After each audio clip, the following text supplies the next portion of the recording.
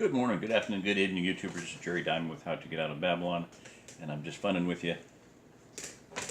Not another travel video. I'm reading lights out before I go back to bed. I got up early,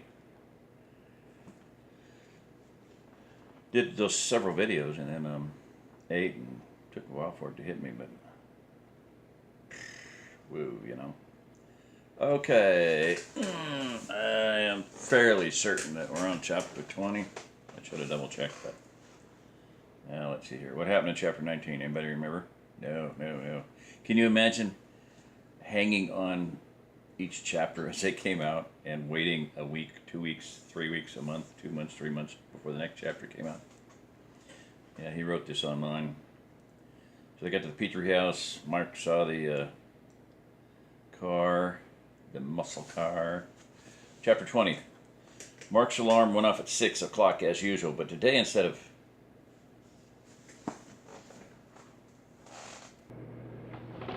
Right, lights, camera, action, audio.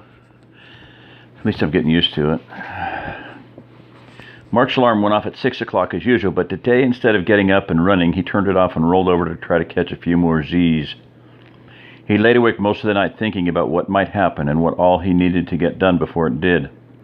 The fact that the little cool front they'd enjoyed for the past couple of days had disappeared and the humidity South Texas was famous for had returned with a vengeance hadn't helped matters either. The next thing he knew, a truck was starting. He looked at the clock and it read 7:18. He looked out the window of the camper and saw John driving off in Jim's truck to take the last group of what was now a rapidly increasing population from Silver Hills to Kroger. He got up, showered quickly, and made his way into the kitchen in the house. "Hey, sleepyhead," Jess greeted him as he noticed all of the other adults were sitting around the table. "What happened?" "I just didn't feel like running this morning. I didn't sleep much last night." "Yeah, I know, you tossed and turned all night. I'm sorry." "That's okay. You only woke me a couple times, and I went right back to sleep." "Alice fixed scrambled eggs and biscuits and gravy. You hungry?" "You bet I am." "So how did the security meeting go last night, Mark?" Jim asked.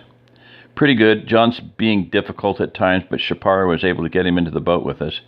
He agreed to start training the guards if we get approval tonight at the meeting." "Yeah, he told me he was looking at that. He said most of what y'all are going to suggest is probably a waste of time, but he figures it won't hurt anything, so he went along." "Big of him. What do you think about his idea to limit our population?" "Well, obviously I didn't like it. I mean, we already have 10 living here. What if you or Jess want to bring your parents? It's your property. And if you want to have 100 people living here, that's your business." "Yep, that's kind of the way I feel. I do see his point, though, about not being able to support too many people, but like Ted pointed out last night, I don't think we can tell people what or what not to do in their own homes. Hopefully we can find a solution before we hit a population of 1 million or so," Mark said with half a grin. "What do you have planned for today?" Jess asked her husband. "I'm going to take Ted and maybe Manny to the parts store.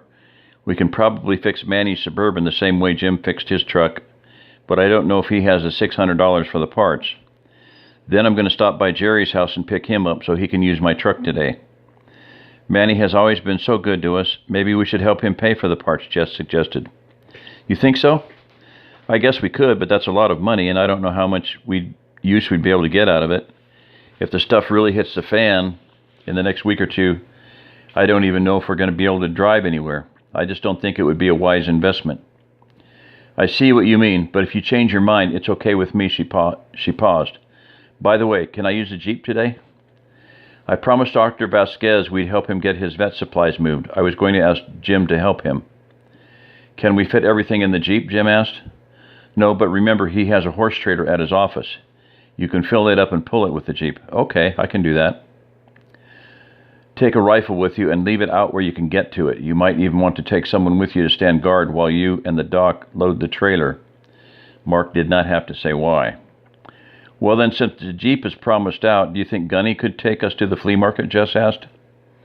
"What do you need from there?" Mark asked incredulously. Okay, stupid question. "Lisa, Alice, Abby, and I wanted to see if we could find anything we might be able to use." Jess had a look in her eye that told Mark he was in trouble, but he wasn't sure how. It's probably not even going to be open, he countered. Ha. Some of the women at Kroger, some of the women heard at Kroger that it's going to be open today and tomorrow. Well, maybe tomorrow someone can take you. I promised George and the gardening committee that someone would take them to get seed, and I already asked Gundy to do it. Too bad we don't have another vehicle. Mark realized too late what was happening. We just can't waste money on a vehicle that's not ours. We have too many other things we need, he argued. Oh, I see. And what good is that money going to do us if we can't even go to buy the things that we need because we don't have enough running vehicles in the neighborhood to go where we need to go? Jess said, showing a little emotion. Mark knew he couldn't win this without it costing him much more than it was worth, but his pride wouldn't let him give up. But babe, that's a lot of money. Just then Mark saw Jim jump and look over at Lisa. He wasn't sure if she'd kicked his friend under the table, but he figured her legs were just long enough to reach. All she did was tilt her head slightly toward Mark once she had Jim's attention. Mark, I think Lisa and I would be willing to pitch in some on Manny's truck if that would help, Jim said. Yes, Jim, that would help. Thank you both. I guess I'll go talk to Manny. Mark wondered if the girls had set this up the night before, or if it was a spur-of-the-moment thing. If it were spontaneous, they were sure on the same frequency. All he knew was, whether it had been a well-rehearsed plan or an impromptu one, he'd fallen into it head first. As Mark went outside, he saw Gunny pull into the driveway. George had already gone out to coordinate the tilling. George had told him that they were going to start with the 5-acre lot directly across the street from Mark's house. They planned to plant corn in it. Mark asked George who Gunny needed to take for the seed. George called Mary Patterson and Dwight Ritteman over and introduced them to Mark and Gunny as the seed buyers. Gunny needed some gas, so Mark instructed him to the back where the fuel was stored. As they filled up the truck, Mark asked him if he had his shotgun where he could get to it quickly. Gunny assured him that he didn't need to worry, and once the truck was filled, he loaded up his passengers and headed down the road. Jim left in the Jeep to get Dr. Vasquez. About the same time, Ted came walking up. Mark pulled his FAL and its magazines out from behind the back seat and put a loaded mag into the rifle. He didn't chamber around, as that would only take a second if needed. He put the big rifle in the front seat with the muzzle pointed down at the floor. Mark and Ted got in Mark's truck and drove down to Manny's house. Ted sat in the truck while Mark went up and knocked on the door. Manny answered, and the two men looked under the hood of the Suburban. It was fuel-injected and looked like it would need the same parts Jim had used for his truck. Mark explained that the parts would be expensive, but he was sure they could get it to run. When Manny asked how expensive and Mark told him, Manny whistled. My friend, I don't have that kind of cash. In fact, we've spent most all of the money we had in the house. Will this park man take a check or credit card? I doubt it, Manny, not with the power out, but Jim and I can cover you. I can't ask you to do that. You didn't ask. We offered. We need more working vehicles in the subdivision. This will benefit everyone. And besides that, our wives insisted. Manny got a twinkle in his eye. I see. It's that way at my house at times as well. I wear the pants, but she picks them out. You got that right, buddy, Mark agreed, laughing. When Manny climbed into the truck, he noticed Mark's FAL sitting on the front seat. Do you think I should bring my rifle too? He asked Mark. It couldn't hurt, Mark answered, and Manny hopped out of the truck and ran back into the house. Ted, we can stop by your house if you'd like to pick up a weapon. I don't own any guns. I had a .22 when I was growing up, but my wife doesn't like guns, and I never really saw the need to own any, Ted explained. When Manny came out of the house with his old .30-30 and climbed into the back seat, the three men headed to town. When they got to the parts store, it was closed, as Mark had suspected it would be. He pulled out the card with Rodney's address on it and eased the truck back onto the road. As he made his way through the back streets to Rodney's house, he noticed that people seemed to have a different look about them. He couldn't put his finger on what it was, but something just felt different. When he got to the house, he left the truck running with Ted and Manny inside. As he walked up to the front door, it opened, and Rodney was holding an old long-barreled shotgun. Hey, Mark, you need some parts? Yeah, Rodney, I do. How's it going? Okay, I guess. Someone tried to steal my car the other night, but I scared them off with my scattergun. Really? Is everyone okay? Yep, I just fired around in the air and they ran off, but we've been keeping a close eye on things since then. Give me a minute and I'll follow you back to the store. Thanks. Mark climbed back into the truck, and a moment later the garage door opened. Mark backed out of the way, and Rodney pulled a beautiful black Charger out of the garage. Mark followed him to the store, and when they got out, he asked Rodney about it. "It's a '69, Rodney told him. "I put a 440 in it that I balanced and blueprinted. Plus I spent a lot of money restoring her. She's a real sweet ride. Quick, too. That's why I didn't want some scumbag stealing her." The men went into the store and bought what they needed. Manny's parts weren't quite as expensive as Jim's had because they didn't need to change the intake manifold on the Suburban. Rodney sold them a 2-barrel carburetor that would just bolt on in place of the throttle body. Mark paid, and they all thanked Rodney. Mark asked if there was anything that they could do for him. He thanked them for the offer and told them he was doing fine. They loaded up and headed for Jerry's. When they arrived, Mark honked the horn, and Jerry ran down to open the gate. Mark asked if he wanted to borrow the truck for the rest of the day. Jerry was elated, but said they were about to run his mother to the doctor. He asked if he and Tony could come out to Silver Hills in an hour or so and pick it up. Mark told him that would be fine, but that he needed the truck back by this evening because he planned to pick up a windmill tomorrow.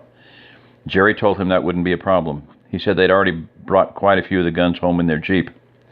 Mark reminded him how to get to his house, and the 3 men headed home. On the way, the men talked of things they needed to do. Mark filled the other 2 men in on his plans for the windmill and how he hoped that they could run water down to the front of the subdivision, so people who lived there didn't have to carry water all the way from his house. Manny and Ted both spoke of their plans to put in gardens on their properties, as well as help with the community ones.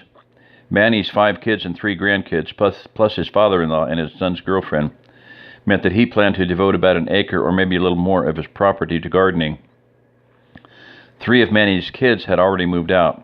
2 were married and had kids of their own. He told Mark and Ted how his kids had walked to his house.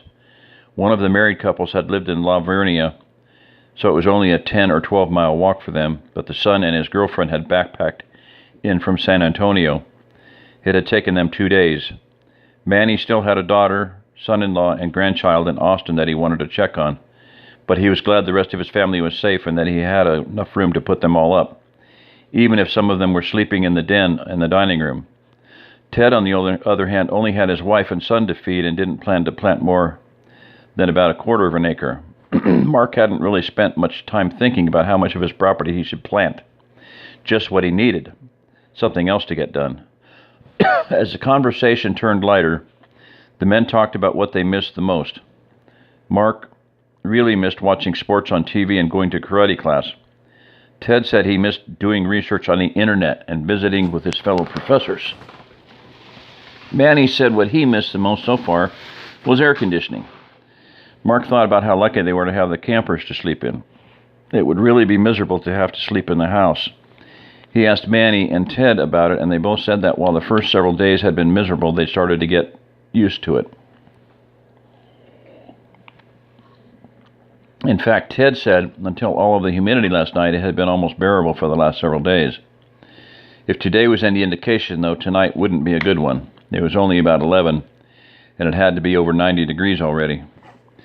Mark was thinking about the preacher's house and how it was cooler when the cab of the truck seemed to explode. All of a sudden, there was a big hole in the middle of the windshield where the rearview mirror had been. Mark slammed on the brakes only to be greeted by a hammering jolt from the rear. What in the hell was going on? He tried to look in the mirror, but it was no longer there.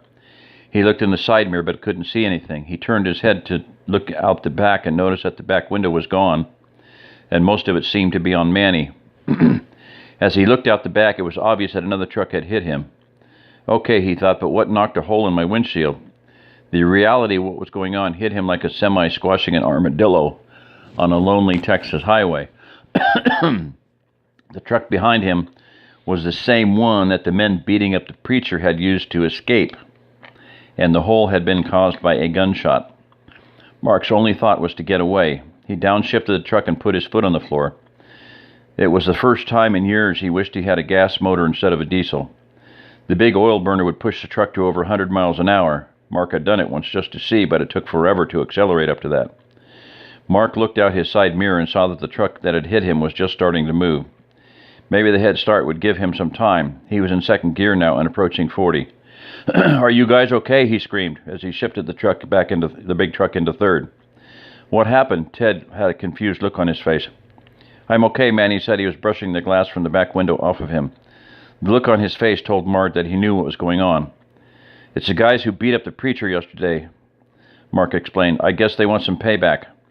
Mark kicked himself for chatting away like a schoolgirl and not paying attention to what was going on around him. You mean they're shooting at us?" Ted stammered. Mark didn't answer. He was up to 65 now and shifting into fourth. He checked the mirror, and while the old International Harvester wasn't gaining on him, the Ford didn't seem to be acquiring the kind of distance he would have liked for it to either. Mark's mind raced for a solution.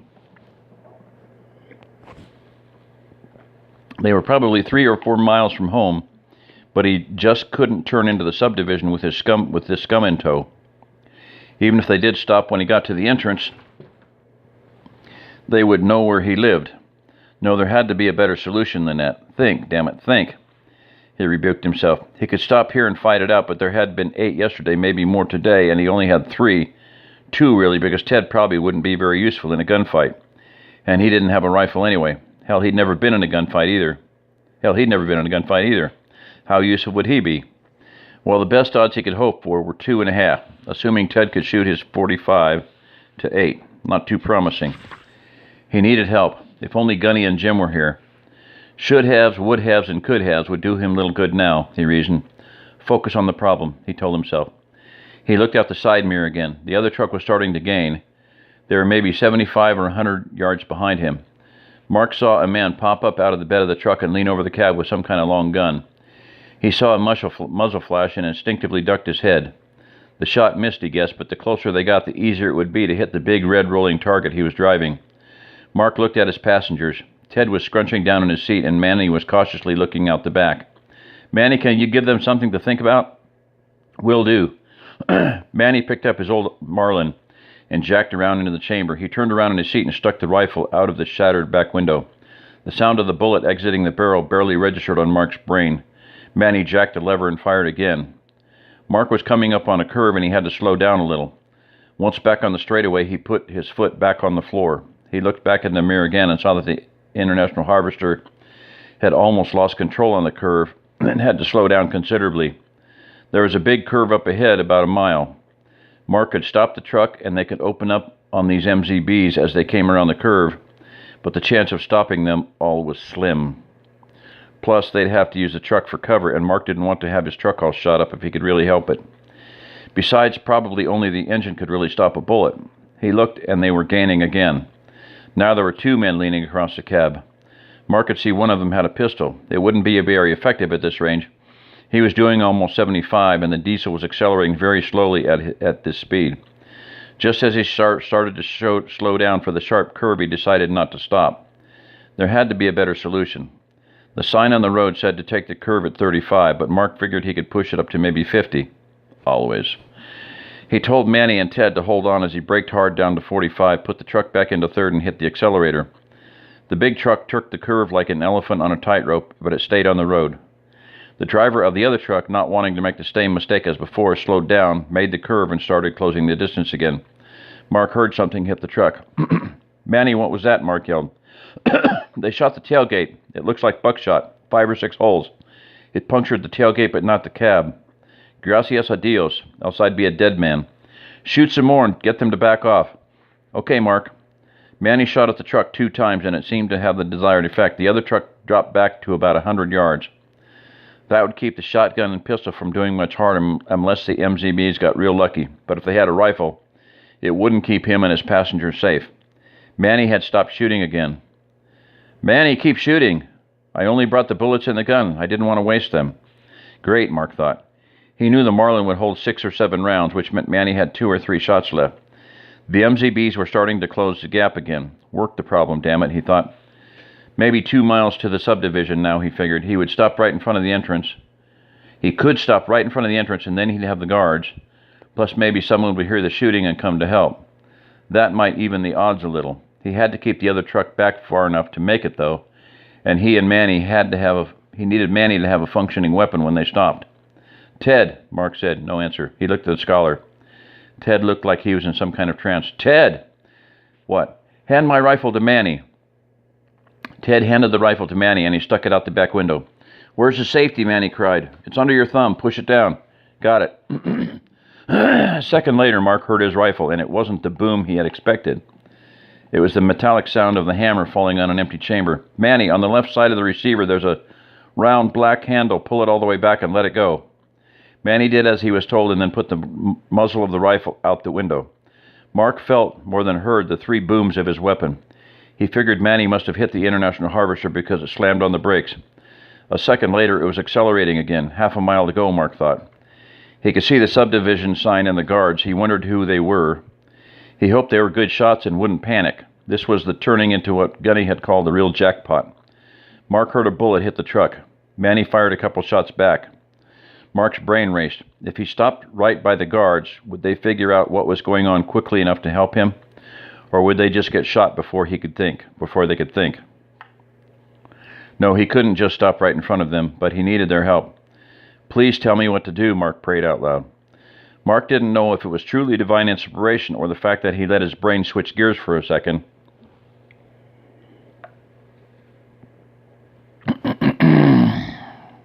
But suddenly he knew what to do. He would drive past the guards and stop once the MZBs were about 100 yards past, too. That way the guards would put them in a crossfire. He checked his mirror. The truck was about 150 yards behind him. "Get ready, guys. I'm going to stop once we pass the Silver Hills sign." Mark roared past the entrance, blaring his horn. He recognized the 2 men on guard duty. One of them was Scott Simmons, but he couldn't remember the other's name.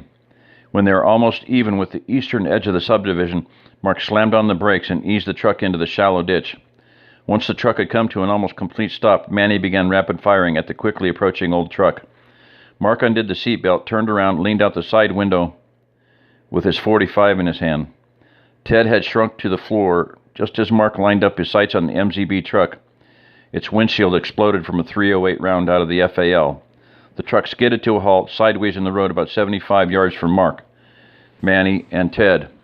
Mark saw that most of the men in the old truck had pistols and a couple of shotguns. At this range, the pistols would be of little use unless somebody was really good or really lucky.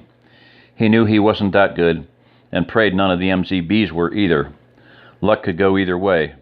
Then he saw an AK stick out of the driver's window. "That's big trouble," he thought. Mark concentrated his fire on the driver's window. Manny was yelling something, but Mark couldn't make it out. It only took a few seconds for him to empty his magazine the way he was leaning out of the window. He couldn't reach the spares on his left hip. He pulled his upper body back into the truck to reload. Manny was struggling with a fresh magazine for the FAL that he must have reached over the front seat to get. Rounds were beginning to hit the truck with some regularity. Mark sank down in his seat and yelled at Manny to rock the magazine into the rifle front to back. A second later, he heard the big rifle bark. With a fresh mag in his Colt, he looked out the window again. The FAL had made the MZBs duck their heads, and they were firing blindly, so the impacts to the truck became almost non-existent. The muzzle of the AK was sending out its deadly projectiles with flashes that looked like a Morse code message. Mark again opened up on the driver's window. This time he tried to use a little more fire discipline, and when he saw a puff of dust just below the door, he raised his point of aim about 3 feet. As he was squeezing the trigger, he saw the AK fall out of the truck. Then he heard the smack. It was the same sound he heard when he knew he'd made a good shot on a deer. A microsecond after that, he heard the supersonic crack of a hunting rifle. It was the guards. The firing from the MZBs slowed as they tried to figure out what had happened. Then the MZBs turned all of their attention to the new threat. Mark looked around and saw a mound of dirt about 3 feet high just inside the decorative fence to the subdivision. If he, Manny, and Ted could get behind it, it would give them some real cover. Mark yelled at Manny and Ted to get ready to bail out the passenger side and run for the mound. They both answered affirmatively, and Manny told Ted to take his .30-30 as it came over the seat. Mark looked out the window, and the MZBs were still looking back at the guards. "Go!" Both passenger side doors flew open, and Manny and Ted were running for the mound. Mark holstered his pistol, grabbed the 3 remaining FAL mags, and slid across the seat and out the door. Manny and Ted both ran to the short wooden fence, slowed to step over it, and then dove behind the dirt pile. As Mark was almost there, one of the MZBs saw him running and turned his pistol toward them, and the others followed suit. Mark jumped the fence in stride and slid feet first like he was trying to beat a short throw to third base. Bullets began to hit the dirt in front of him with sickening thumps. Mark heard the crack of one of the guards' rifles again, and an MZB fell out of the back of the truck like a rag doll that had been tossed out of a high-rise. The others jumped out of the bed and hid behind it on Mark's side, looking back and firing at the guards. Jumped out of the bed. Manny pushed the big black rifle at Mark, and when he took it, Manny grabbed his rifle from Ted. Mark didn't know how many rounds the FVL had in it, so he pulled out the old mag and inserted a fresh one. "Ready?" Manny asked. "Let's rock," Mark answered. They popped up and fired. Manny shot once and Mark shot twice. Mark saw 2 men fall. As he was ducking back down, the MZBs, who were still on their feet, all dropped their weapons and put their hands in the air at the same time, as if they had a collective consciousness. When Mark saw this, he popped up and covered them. The guards must have seen it too, because they stopped firing. Mark looked, and Manny was standing right beside him. You all take 5 steps toward me and then lay down on the road," Mark called to the MZBs. The 6 men did as they were told, just like they had been practicing that particular move all of their lives. Mark and Manny came around the dirt pile and slowly approached the truck. Mark could see that the guards were cautiously closing in as well. A few men were now running down the main road of the neighborhood toward the entrance with rifles. When they got to the truck, Mark told Manny to cover the men who were lying down while he checked the truck. 2 men were obviously dead next to the truck, and the third was holding his calf and rocking back and forth. Mark slung his rifle over his shoulder and pulled out his pistol to cover the men. He looked in the bed of the truck, and seeing that it was empty, he picked all the MZB weapons off of the asphalt and threw them into the back. He then looked in the cab. It looked like a 5-gallon can of red paint had exploded. The driver was lying over in the seat, and most of his left side of his head was gone. The passenger was holding the right side of his stomach, and a dark red oozed out from between his fingers. Mark could see a sawed-off double-barrel shotgun lying on the floorboard next to the bleeding man. He slowly walked around the truck, careful to cover the unfortunate attacker with his .45, opened the door, and retrieved the gun that was covered with a sticky goo. Mark just stared at the men and started to shake. By then, the guards had gotten to the truck. "Are you okay?" Scott asked. "Yeah, I think so. Can you help Manny cover the guys on the other side of the truck?" Scott nodded, and the other guard put his hand on Mark's shoulder and gently pulled him back from the truck. Mark looked at the man and still couldn't remember his name. He did recognize the man's rifle was a Weatherby. All right.